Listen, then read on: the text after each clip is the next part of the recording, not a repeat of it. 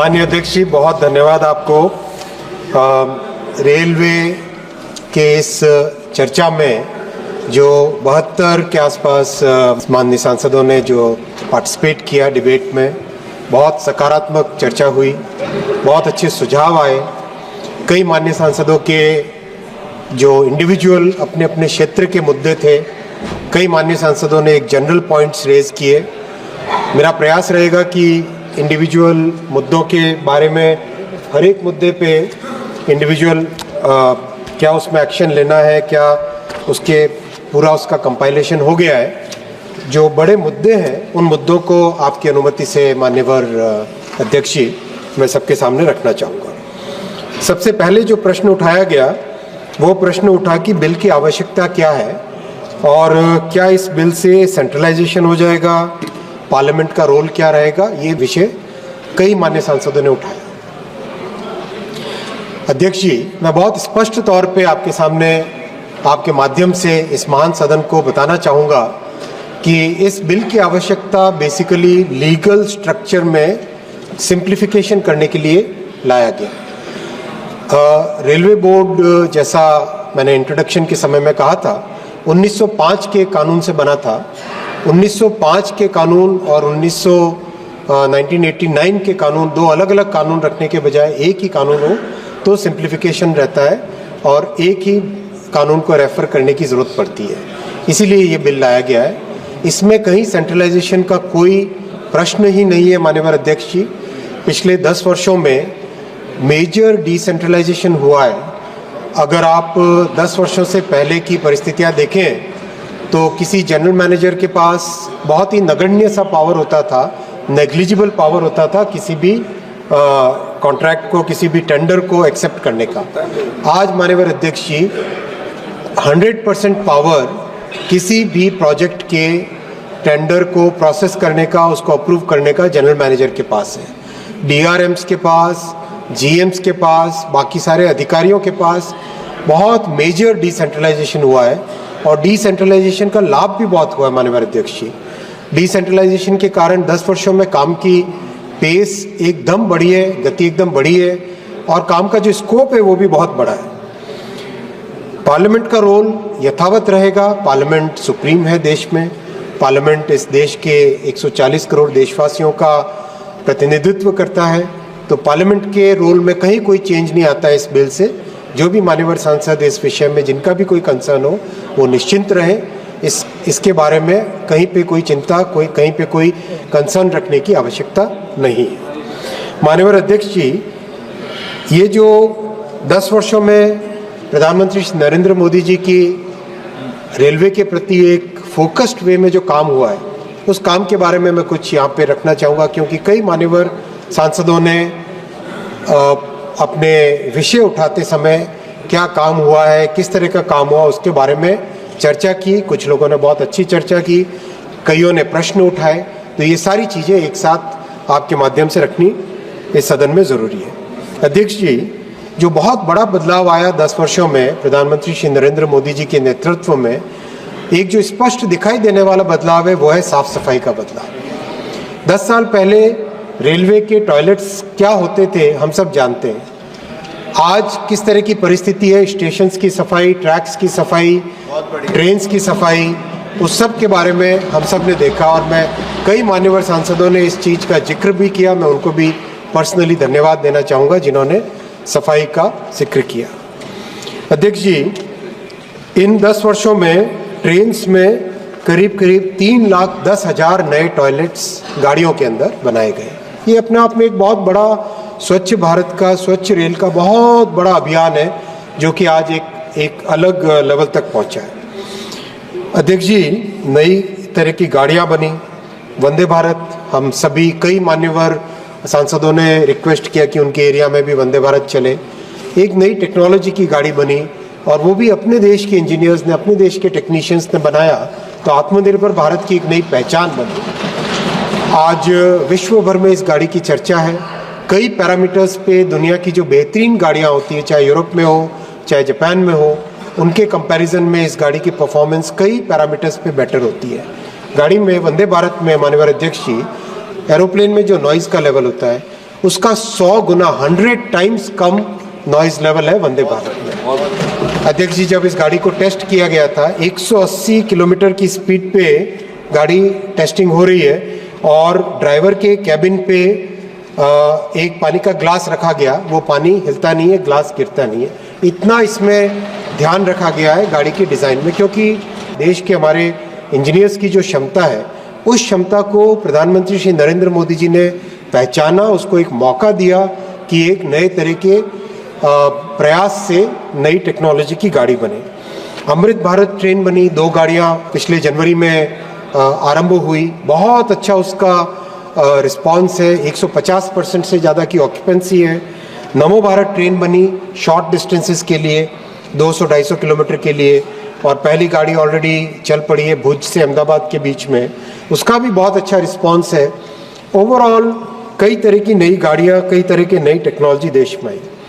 अध्यक्ष जी, record electrification हुआ। भारत में अपना खुद का पेट्रोलियम रिजर्व बहुत लिमिटेड है, तो ज़रूरी है कि इलेक्ट्रिफिकेशन हम मैक्सिमम करें। जो 60 वर्षों में 21,000 किलोमीटर हुआ था माननीय अध्यक्ष जी, और इन 10 वर्षों में 44,000 किलोमीटर इलेक्ट्रिफिकेशन। डीजल के खर्चे में करीब 5,000 करोड़ रुपए का बचत ऑलरेडी हो चुकी है और भी लगातार इसमें डेवलपमेंट हो रहा है। अध्यक्ष जी, नॉर्थ ईस्ट के बारे में केवल लुक ईस्ट चलता था, आज एक्ट ईस्ट की पॉलिसी है और नॉर्थ ईस्ट के करीब करीब मैं डिटेल में भी इस पे चर्चा रखूंगा, किस तरह से हर एक राज्य में नॉर्थ ईस्ट में रेलवे का विकास हो रहा है। जम्मू कश्मीर की जो वर्षों से हमारी डिमांड थी वो कनेक्टिविटी संपूर्ण होने को आई, प्रोजेक्ट संपन्न होने को आया।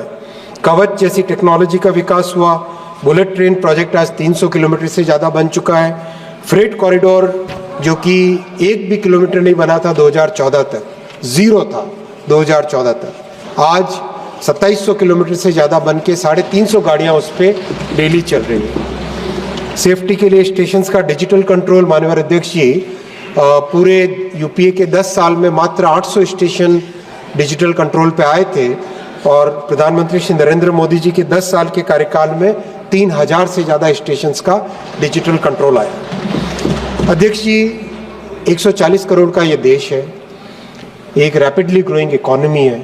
यहाँ पे अपने को रेलवे की कैपेसिटी सिग्निफिकेंटली बढ़ाने की ज़रूरत है।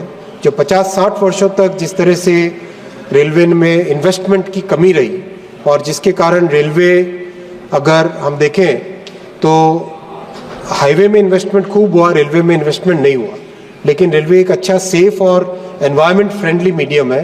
तो प्रधानमंत्री श्री नरेंद्र मोदी जी ने 14 में जिम्मेदारी संभालने के तुरंत बाद में, जहां 25-30 हज़ार करोड़ के आसपास का बजट होता था रेलवे का, उसको बढ़ा के 2,52,000 करोड़ का बजट किया और हर राज्य को रिकॉर्ड एलोकेशन मिला है और काम में भी बहुत अच्छी तेजी आई है।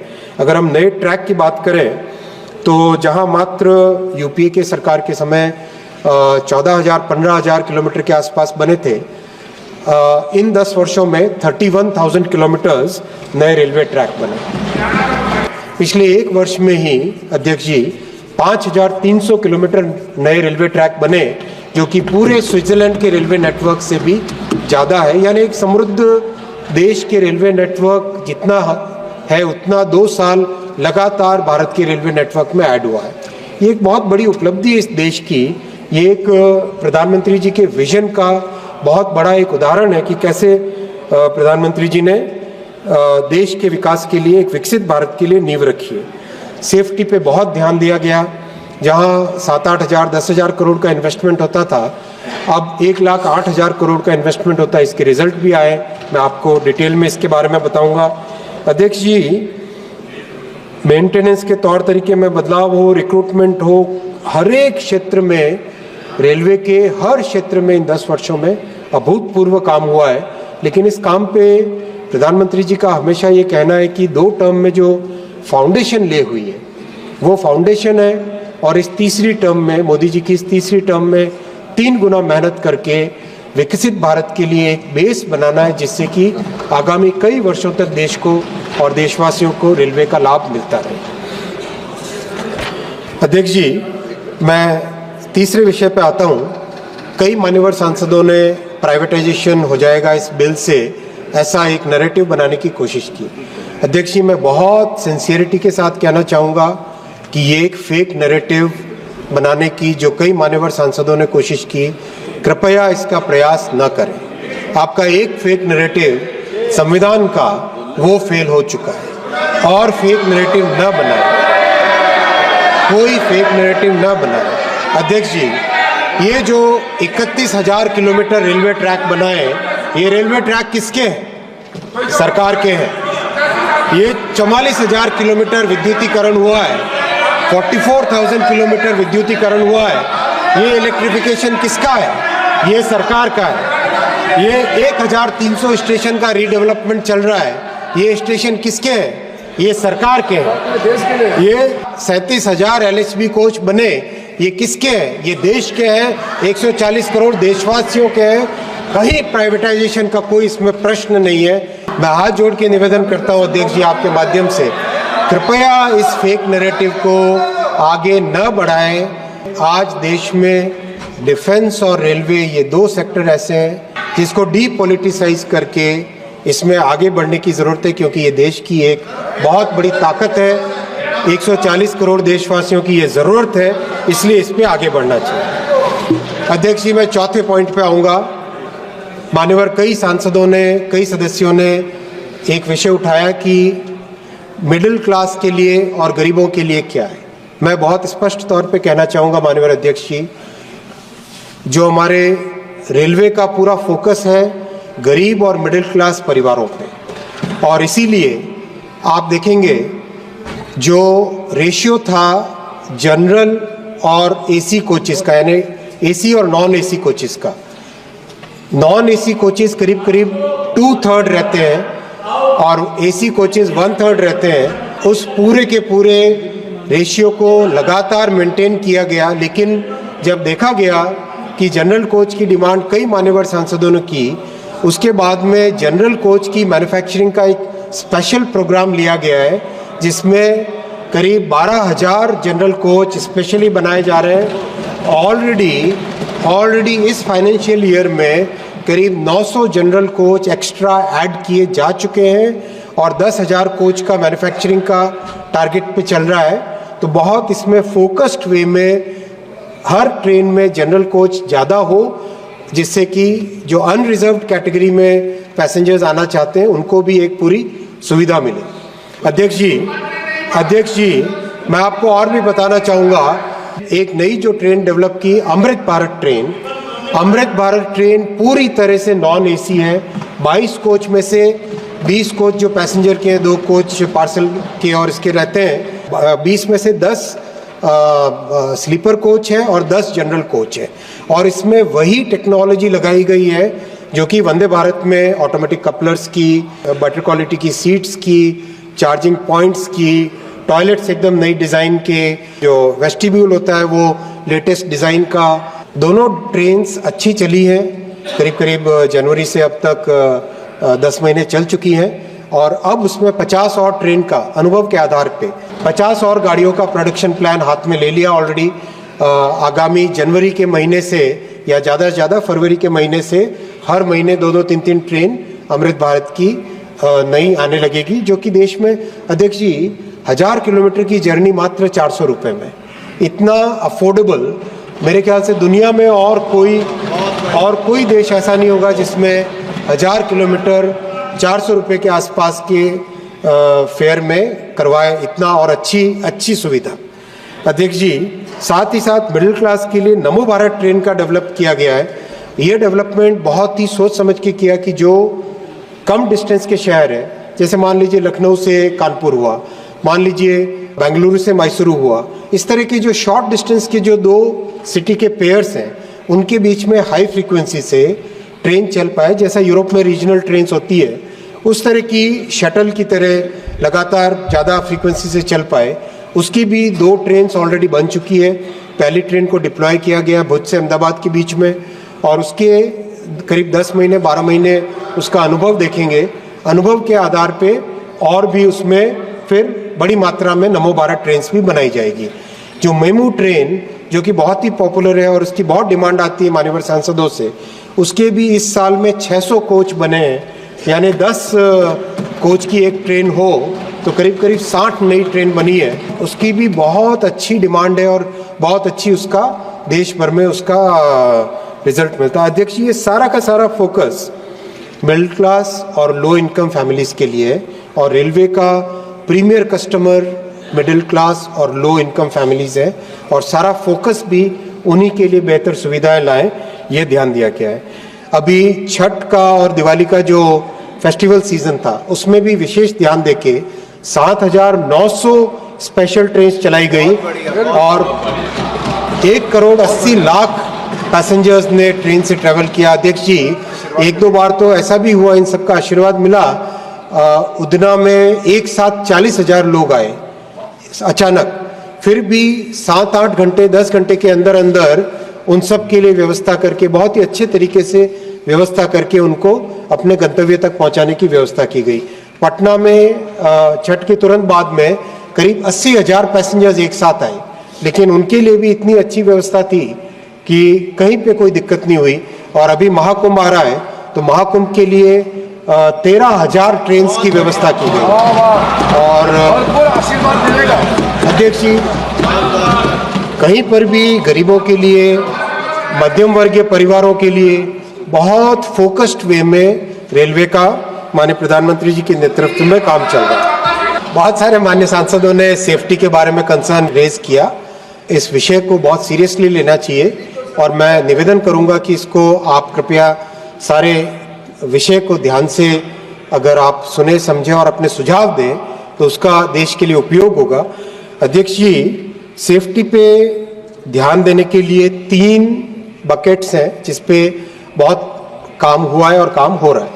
एक तो ट्रैक से रिलेटेड मैटर्स पे बहुत बड़ा फोकस किया गया, क्योंकि पटरी में कई तरह के विषय आते हैं, तो ट्रैक्स को कैसे सेफ बनाया जाए उस पर ध्यान दिया गया। दूसरा, जो ट्रेन्स हैं उन पे बहुत ध्यान दिया गया। तीसरा, जो लेवल क्रॉसिंग्स है, और चौथा, नई तरह की टेक्नोलॉजी पे। इन 4 बिंदुओं पे अगर देखें तो सेफ्टी पे रेलवे पे काम हुआ। अध्यक्ष जी, इन 10 वर्षों में हाई क्वालिटी 60 kg की जो रेल होती है, हायर क्वालिटी की ज़्यादा स्ट्रेंथ वाली पटरी होती है, वो 1,23,000 किलोमीटर की पटरियाँ जो बदली गई, यानी पुरानी पटरी को बदल के नई पटरी लाना, उस तरह का काम जो इसमें हुआ 1,23,000 किलोमीटर का हुआ। अगर इसको कंपेयर करें यूपीए के 10 वर्षों से, तो यूपीए के 10 वर्षों में मात्र 57,000 किलोमीटर था। रेल रिन्यूअल यानी पुरानी पटरी को बदल के कई मान्यवर सांसदों ने ये विषय उठाया था, उसको रिप्लेस करना 32,000 किलोमीटर था यूपीए के 10 वर्षों में। मोदी जी के 10 वर्षों में 43,000 किलोमीटर हुआ। जो फिश प्लेट होती है 2 पटरियों को जोड़ने वाली, वो कम से कम रहे, वेल्डिंग कम से कम हो, लंबी रेल हो 260 मीटर की, तो उससे सेफ्टी बढ़ती है। तो अगर यूपीए के 10 वर्ष देखें तो मात्र 10,000 किलोमीटर था और मोदी जी के 10 वर्षों में 68,000 किलोमीटर लॉन्गर रेल का उपयोग हुआ, 6 गुने ज़्यादा। वेल्डिंग, जहां यूपीए के समय में 79 लाख वेल्ड जॉइंट उसको अल्ट्रासोनिक मशीन से, अल्ट्रासाउंड मशीन से टेस्टिंग करते हैं, मोदी जी के पीरियड में 1,73,00,000 यानी 1 करोड़ वेल्ड का टेस्टिंग ज़्यादा हुआ और इन सब का रिजल्ट आया। अध्यक्ष जी, 10 साल पहले साल के 3,700 वेल्डिंग के फेलियर्स होते थे, जिसके कारण डिरेलमेंट होता था।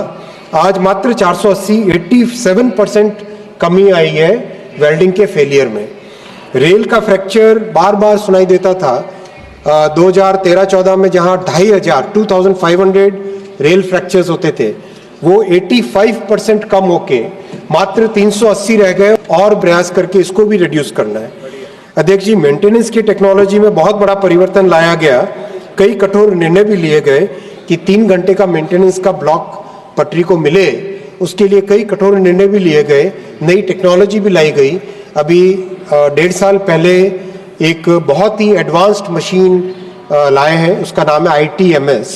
उस ITMS मशीन से अध्यक्ष जी, ट्रैक पे कोई भी अगर डिफेक्ट हो, कहीं पे कोई क्लिप मिसिंग हो, कहीं पे किसी स्लीपर के ऊपर कोई डिफेक्ट आ गया हो, कहीं पे ट्रैक के गेज में यानी दोनों के बीच में, दोनों पटरियों के बीच में जो डिस्टेंस है वो अगर कम ज़्यादा हो गया हो, सारा एकदम एक्यूरेटली मेजर हो जाता है। और 3 मशीनें बहुत अच्छा परफॉर्म की है। अब हर एक जोन में वैसी एक मशीन लगाएंगे। और 2 साल पहले से एक प्रयास चालू किया था कि ट्रैकमैन की जिंदगी में कैसे एक बड़ा परिवर्तन लाए। हथौड़ा लेके चलना पड़ता है, वैसा न करना पड़े। तो पहले एक अजमेर में एक गाड़ी बनाई गई थी जिसमें टोयोटा इनोवा को मॉडिफाई किया गया था जिससे कि वो ट्रैक पे भी चल सके। और उसके बाद में महिंद्रा और टाटा के साथ मिलके रेलवे के इंजीनियर्स ने बहुत अच्छी गाड़ी बनाई है। अभी हाल ही में 7-8 दिन पहले ही मैंने उसका इंस्पेक्शन किया था। वो गाड़ी सड़क पे भी चल सकती है और रेलवे के ट्रैक पे भी चल सकती है।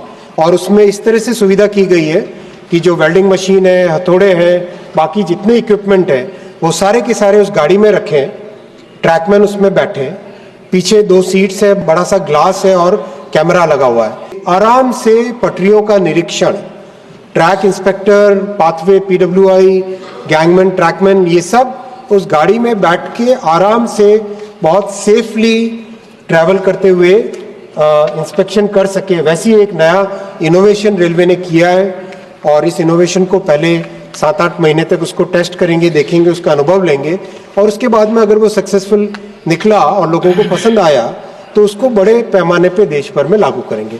तो अध्यक्ष जी, हर तरीके से ट्रैक की सेफ्टी पे ध्यान दिया गया है। लेवल क्रॉसिंग्स 2013-14 में करीब 9000 के आसपास ऐसी लेवल क्रॉसिंग्स थी जिसपे कोई गेटमैन नहीं रहता था, तो उसके कारण कई एक्सीडेंट्स होते थे। आज अध्यक्ष जी, बहुत खुशी के साथ आपको मैं बताना चाहूँगा, 9000 के 9000 अनमैन्ड लेवल क्रॉसिंग्स अब 0 हो गए।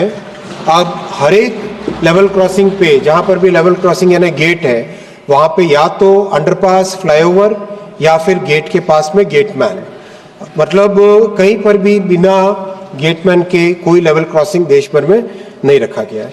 अध्यक्ष जी, यूपीए के 10 वर्षों में जहां मात्र 4000 फ्लाईओवर और अंडरपासेस बने थे, आज इन 10 वर्षों में 12000, 4 गुना फ्लाईओवर्स, अंडरपासेस बने। I will repeat it, unmanned level crossing, which means a crossing which is authorized by railways.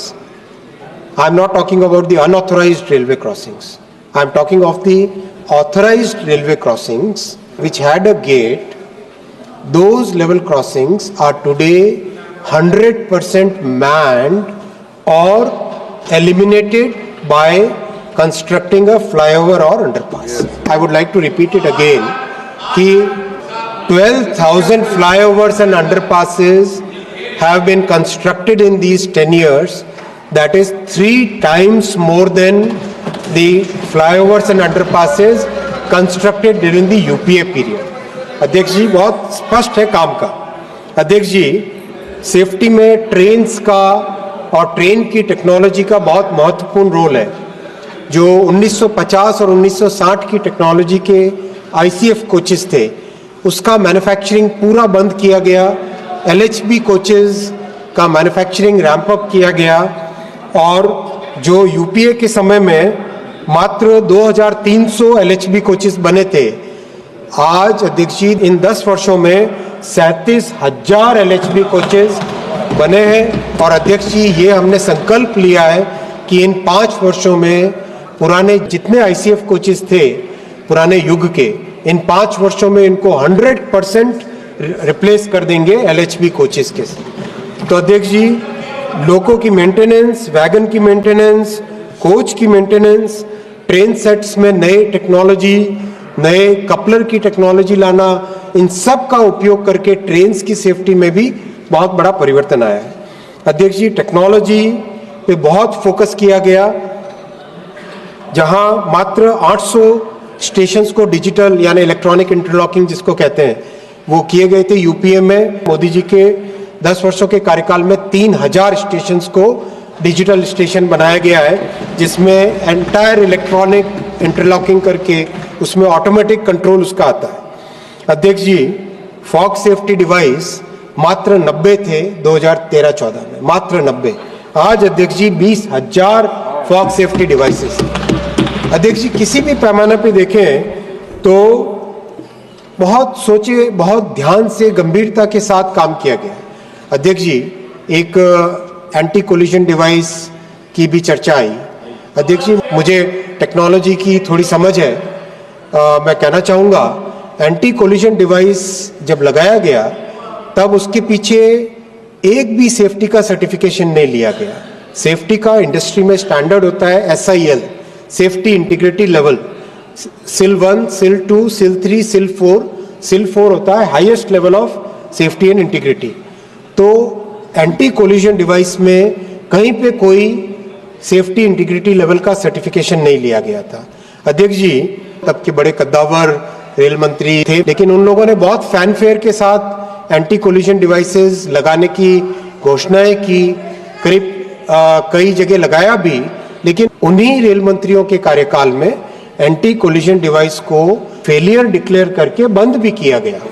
ये एक हमारे यात्रियों के जीवन की सुरक्षा से रिलेटेड मैटर है और मोदी जी ने अध्यक्ष जी एक बहुत सिस्टमैटिक तरीके से कवच का डेवलपमेंट चालू किया। 2016 में इसके पहले ट्रायल्स हुए, 2019 में इसका जो सेफ्टी इंटीग्रिटी का हाईएस्ट लेवल होता है SIL 4 सेफ्टी इंटीग्रिटी लेवल 4, उसका सर्टिफिकेशन 2019 में मिला। 2019 के बाद में उसका करीब 1400 किलोमीटर पे लगाया गया और देश के अलग अलग क्षेत्रों में रेलवे की अलग अलग परिस्थितियां होती है, कहीं पहाड़ है, कहीं पे नदियां हैं, कहीं पे कोस्टल एरिया है, हर एक जगह रेगिस्तान है, कहीं पे अलग अलग जगह से अलग अलग परिस्थितियों में कवच का और क्या फीचर्स ऐड किए जाएं, वो काम सारा 16 जुलाई 2024 को कंप्लीट हुआ। कवच का वर्जन 4.0 RDSO ने अप्रूव किया और अब 10,000 लोकोमोटिव और 15,000 किलोमीटर रेलवे ट्रैक पे कवच का काम ऑलरेडी काम चालू हुआ है। अध्यक्ष जी मैं बहुत ह्यूमिलिटी के साथ कहना चाहूँगा, with all humility at my command I would like to say, जो समृद्ध देशों ने, जो रिच कंट्रीज ने 20 साल में काम किया, वो भारत में 5 साल में काम करेंगे। अध्यक्ष जी कई मान्यवर सांसदों ने पूछा, इसलिए मैं बताना चाहूँगा कि कवच बेसिकली सिग्नल को कैबिन के अंदर ड्राइवर का जो लोको पायलट का जो डैशबोर्ड है, इस डैशबोर्ड के ऊपर सिग्नल को लेके आता है। मान लीजिए सिग्नल 10 किलोमीटर दूर है, वहाँ रेड है, येलो है, ग्रीन है, 10 किलोमीटर दूर का सिग्नल तो आंखों से नहीं दिखेगा। कवच लगने से ड्राइवर के कैबिन पे 10 किलोमीटर दूर का सिग्नल भी यहीं पे दिखाई दे जाता है। बाहर मान लो फॉग है, फॉग के कारण विजिबिलिटी एकदम कम हो गई हो, तो भी कवच से जो सिग्नल है वो ड्राइवर को कैबिन के ऊपर बाहर देखने की जरूरत नहीं है, दिखाई दे जाता है। अध्यक्ष जी जब कवच वर्जन 4.0 जो कि देश के सारी परिस्थितियों को लेके बना है, उसका जब टेस्टिंग हुई कोटा से सवाई माधोपुर, अध्यक्ष जी मैं बताना चाहूँगा जो लोको पायलट थे उनको जब कहा गया कि 130 से ज़्यादा स्पीड बढ़ाओ, क्योंकि कवच में फीचर है कि ओवर स्पीड होते ही वो ऑटोमेटिकली ब्रेक लगा देता है और रेड लाइट आती है, ड्राइवर ब्रेक लगाए न लगाए, कवच अपने आप ब्रेक लगा देता है। तो लोको पायलट बहुत घबराए हुए थे कि नहीं मैं स्पीड को ज़्यादा नहीं बढ़ाऊंगा, 130 का सेक्शन था वो। लेकिन जब उन्होंने कवच को ध्यान में रखते हुए स्पीड बढ़ाई और कवच ने ऑटोमेटिकली ब्रेक लगाया, अध्यक्ष जी आप विश्वास नहीं करेंगे, लोको पायलट के चेहरे पे इतनी खुशी थी और उस अध्यक्ष जी उन लोको पायलट ने कहा कि ये कवच केवल रेलवे का कवच नहीं है, ये कवच मेरे परिवार का कवच। यूपीए के समय में कॉन्सिक्वेंशियल एक्सीडेंट्स 171 थे per year on an average. अध्यक्ष जी वो 75% कम होकर 40 पे आ गया है। अध्यक्ष जी जो डिरेलमेंट्स का टोटल आंकड़ा था यूपीए के समय में 443, 365 दिन 443 डिरेलमेंट्स होते थे। अध्यक्ष जी that number has come down to less than 195, यानी 78% रिडक्शन हुआ है। अध्यक्ष जी लेकिन हम इतने पे सेटिस्फाइड नहीं है। अध्यक्ष जी हम इसमें भी अथक प्रयास करके हर एक इंसिडेंट के रूट कॉज में जाके स्ट्रक्चरल चेंज लाके जहां प्रोसेस में चेंज करना है प्रोसेस में चेंज करके, जहां टेक्नोलॉजी में चेंज करना है टेक्नोलॉजी में चेंज करके, जहां पर भी जो भी चेंज करना है वो करके हम एक्सीडेंट्स और डिरेलमेंट की संख्या को और भी कम करेंगे, सेफ्टी को इससे भी अधिक बढ़ाएंगे। इसके लिए मोदी जी की सरकार प्रतिबद्ध है और हम लोग इसके लिए अथक प्रयास करने के लिए आपको अश्योर करते हैं अध्यक्ष जी। अध्यक्ष जी, मैं 6th पॉइंट पे आऊंगा। कई मान्यवर सांसदों ने कहा कि रेलवे में वैकेंसी का क्या। मैं आपके सामने स्पष्ट तौर पे रखना चाहूंगा कि यूपीए के समय में जहां 4,11,000 लोगों को रेलवे में नौकरी मिली थी, मोदी जी ने 5,02,000 लोगों को नौकरी दी। अध्यक्ष जी, एग्जाम कराने में भी इतना ध्यान रखा गया है। अध्यक्ष जी, हाल ही में जो आरआरबी के एग्जाम कंप्लीट हुए, मैं एक एग्जाम का एग्जाम्पल देना चाहूंगा। 1,26,00,000 एप्लीकेंट्स थे। 68 डेज तक, 68 दिनों तक परीक्षा चली। 211 शहरों में परीक्षा हुई। 15 भाषाओं में एग्जाम था। अध्यक्ष जी, कहीं पे कोई पेपर लीक नहीं, कहीं पे कोई इंसिडेंट नहीं, एकदम स्मूथली एग्जाम होके मैं धन्यवाद देना चाहूंगा श्री प्रेमचंद्रन जी को। आपने भी एक बार इसको मेंशन किया था कि कितना स्मूथली एग्जाम हुआ है। अध्यक्ष जी, 1,30,581 लोगों को, युवक और युवतियों को रेलवे में नौकरी दी और बिना कहीं पेपर लीक की कंप्लेंट के। और अध्यक्ष जी, उसके बाद में और भी जो वर्षों से, दशकों से जो डिमांड थी नौजवानों की, कैंडिडेट्स की, जो रेलवे में भर्ती लेने के इच्छुक हैं, कि एक एनुअल कैलेंडर बनाया जाए। अध्यक्ष जी, एनुअल कैलेंडर बना और एनुअल कैलेंडर के हिसाब से आज रेलवे में रिक्रूटमेंट चल रहा है। एज वी स्पीक 58,642 वैकेंसीज में रिक्रूटमेंट का प्रोसेस चल रहा है। अभी हाल ही में लोको पायलट का रिक्रूटमेंट कंप्लीट हुआ। 11 लाख से ज्यादा लोगों ने एग्जाम दिया। कहीं पे कोई कंप्लेंट नहीं, कहीं पे कोई दिक्कत नहीं, आराम से स्मूथली ये परीक्षा और रिक्रूटमेंट का प्रोसेस चल रहा है अध्यक्ष जी। तो अध्यक्ष जी, ये भी विषय सबके सामने स्पष्ट रहे, रेलवे पूरी तरह से कमिटेड है नौजवानों को ज्यादा से ज्यादा अवसर देने के लिए। मैं अध्यक्ष जी 7वें विषय पे आऊंगा। कई मान्यवर सदस्यों ने नॉर्थ ईस्ट के बारे में रखा विषय।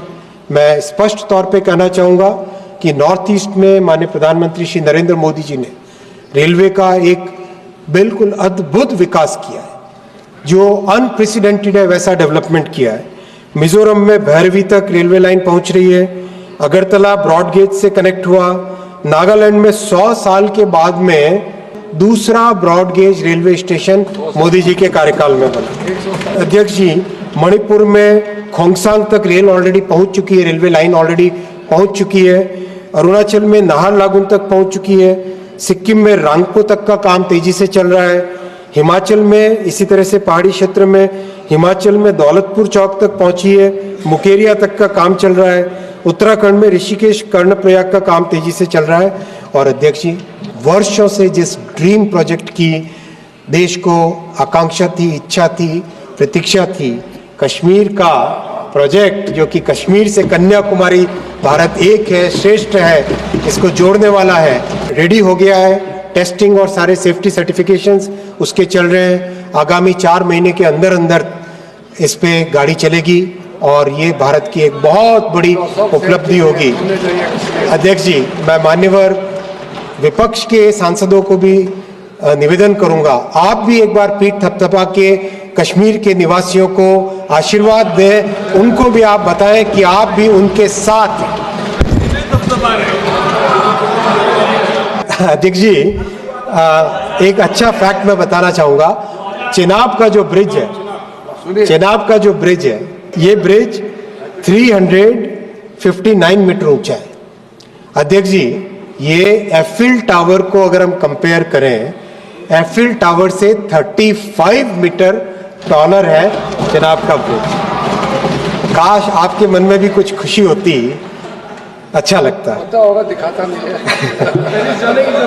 अध्यक्ष जी, वैसे ही डेडिकेटेड फ्रेट कॉरिडोर जो कि देश के लिए बहुत ही महत्वपूर्ण प्रोजेक्ट है, वो भी 2014 तक जहां 0 था, आज 2741 741 किलोमीटर बन चुका है और आज डेली 350 गाड़ियां डेडिकेटेड फ्रेट कॉरिडोर पे जा रही है। अध्यक्ष जी, 1300 स्टेशंस का पुनर्निर्माण भी चल रहा है। एक ऐसा महत्वपूर्ण काम जो कि दुनिया का सबसे बड़ा रेलवे स्टेशन का रीडेवलपमेंट का काम भी आज देश में चल रहा है। अध्यक्ष जी, कई मान्यवर सांसदों ने इंडिविजुअल विषय उठाए, बंगाल के हो, चाहे तेलंगाना के हो, चाहे मध्य प्रदेश के हो, चाहे उत्तर प्रदेश के हो। मैंने आपसे निवेदन करूंगा, आपकी अगर परमिशन मिले, आपकी अनुमति हो, तो मैं सबको इंडिविजुअली जवाब दूंगा लेटर के माध्यम से। इन 10 वर्षों में मोदी जी का काम बोलता है, मोदी जी का काम बोलता है। अध्यक्ष जी, इन 10 वर्षों में मोदी जी ने इंक्लूसिव ग्रोथ की एक नई मिसाल देश के सामने, दुनिया के सामने रखी है। समाज के हर वर्ग को सम्मान दिया है, देश के हर क्षेत्र का विकास किया है और इसीलिए 140 करोड़ देशवासियों ने ऐतिहासिक तीसरी बार मोदी जी को आशीर्वाद दिया है। अध्यक्ष जी, इस आशीर्वाद को पूर्ण करने के लिए प्रधानमंत्री श्री नरेंद्र मोदी जी ने हम सबको बहुत स्पष्ट भाव से कहा है कि तीसरी टर्म में 3 गुने ज्यादा मेहनत करनी है और जो समृद्ध भारत के सपने को आंखों के आगे रखने के लिए हम निकले हैं, जिस विचार को लेकर आगे निकले हैं, जिस विकसित भारत की नींव रखने के लक्ष्य को लेकर आगे निकले हैं, उस लक्ष्य को पूरा करने के लिए अथक मेहनत करेंगे, अपनी जी जान लगा देंगे। अध्यक्ष जी, बहुत बहुत धन्यवाद। प्रश्न यह है कि विधेयक पर विचार किया जाए। जो सदस्य इसके पक्ष में है वहां कहे, जो सदस्य विरोध में है वो ना कहे। मेरे विचार में निर्णय हाँ वालों के पक्ष में हुआ, हाँ वालों के पक्ष में हुआ। विधेयक पर विचार करने हेतु प्रस्ताव को स्वीकृत किया गया। अब सभा विधेयक पर खंडवार विचार करेगी। प्रश्न यह है कि खंड 2 विधेयक का अंग बने। जो सदस्य इसके पक्ष में है वहां कहे, जो सदस्य इसके विरोध में है वो ना कहे। मेरे विचार में निर्णय हाँ वालों के पक्ष में हुआ, हाँ वालों के पक्ष में हुआ। खंड 2 विधेयक का अंग बना। प्रश्न यह है कि खंड 3 और 4 विधेयक का अंग बने। जो सदस्य इसके पक्ष में वहां कहे, जो सदस्य विरोध में वो ना कहे। मेरे विचार में निर्णय हाँ वालों के पक्ष में हुआ, हाँ वालों के पक्ष में हुआ। खंड 3 और 4 विधेयक का अंग बने। प्रश्न यह है कि खंड 1 अधिनियम सूत्र और विधेयक का पूरा नाम विधेयक का अंग बने। जो सदस्य इसके पक्ष में है वहां कहे, जो सदस्य विरोध में वो ना कहे। मेरे विचार में निर्णय हाँ वालों के पक्ष में हुआ, हाँ वालों के पक्ष में हुआ। खंड 1 अधिनियम सूत्र और विधेयक का पूरा नाम विधेयक के अंग बने। मंत्री जी, अब यह प्रस्ताव करें कि विधेयक को पारित किया जाए। माननीय अध्यक्ष जी, मेरा अनुरोध है कि सर्वसम्मति से इस विधेयक को पारित किया जाए। प्रश्न यह है कि विधेयक को पारित किया जाए। जो सदस्य इसके पक्ष में है वो हाँ कहे, जो सदस्य विरोध में है वो ना कहे। मेरे विचार में निर्णय हाँ वालों के पक्ष में हुआ, हाँ वालों के पक्ष में हुआ। प्रस्ताव स्वीकृत हुआ और विधेयक पारित हुआ।